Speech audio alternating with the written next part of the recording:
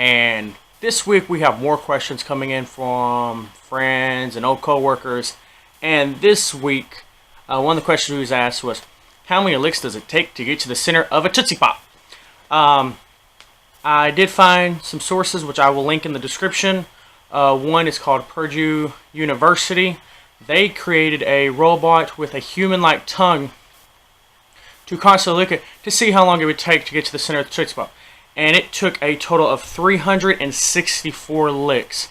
However, a group of students from there also took the test of doing it just for the fun and got 252. So it was a wide range of difference. Michigan, another university, a bunch of students did the same thing, built another robot designed to do the exact same thing. And it took them 411. And then another college did it, which I'm going to have to look at this one because I really can't read it. It is called Swarthmore Junior High School. Wasn't even a college. And they got an average of 144 licks.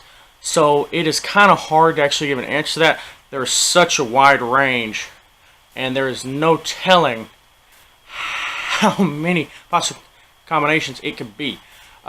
Everyone is different, everyone's unique. Like I mentioned, between the universities, the robots were essentially the same, but they were completely designed different, so they got different results. So each person is going to get a different result, no matter who they are. Another question I was asked, can you cry underwater? I found another source and got the information on that. Technically, you can cry underwater. It has been tested. However, due to the fact that you breathe really heavily when crying, it will most likely result in death. But for the few moments that you are crying, whatever type of water you're in, the only thing that would happen would be your tears would mix with either the minerals or the chemicals in the water, depending on where you're at. Another question I was asked was... Give me a sec, I'll be right back. It's kind of hard to remember everything. Oh, I should remember that one. Okay, I'm back. Another question I was asked, why does pizza come in a square box when pizza's round? Not all pizza's round. I mean, you have flatbreads and everything else. But essentially, why does pizza come in a square box? The answer is simple. One, square boxes only have to be crafted from one piece of cardboard, I found out, instead of multiple. It is also a lot easier to store it in a square box than it is a round box. Another question I was asked was, how do you tell a friend you wish it could go back to the way it was? And it's deep, really, and sad when you hear about it. And I know who asked the question, so it hits more home with me. Sometimes, usually all the times, everything has to change. Doesn't mean there's an end. It just means that door is closed, and no other door that connects is different. That doesn't mean it actually comes to an end. However, it's not essentially a bad thing opening a new door and letting another door close. Just because it closed doesn't mean it's locked forever. So you could always probably go back. All you'd have to do is talk to that friend and say, hey, why can't we just go back to the way it was? Usually, it isn't possible because so much things have changed. That doesn't mean that just because things change, it's for the worse. And I was reading one of my mangas that I like to read.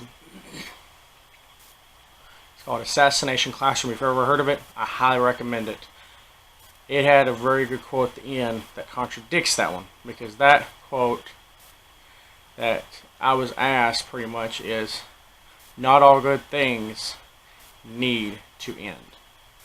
And it was from the Naruto series. This quote comes from Assassination Classroom.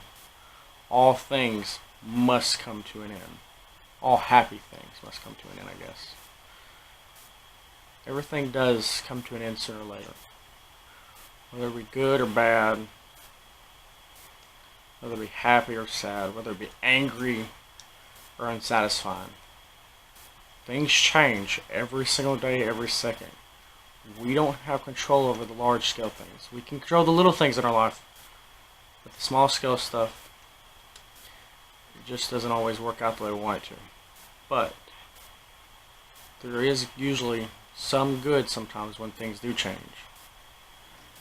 So my response to you is, if you really want things changed that badly, talk with your friend and voice your concerns. But weigh the options. Is it better now? Is it better before? Not just physically or mentally, where the case may be financially, maybe it affected where you live, whatever the case may be. You got to make sure you put both people's personal life into aspect, because you never know how things change for both sides. They could have both been good in the beginning, could both be good in the end. Just because you want something to change doesn't mean you have to try to give it up. Just talk with your friend. If you really want things to work out, just all you gotta do is ask. And just maybe, things could go back to the way it was. If not, find a common ground where maybe you're both happy, I guess. This is Baker signing off. I'll see you in the next video.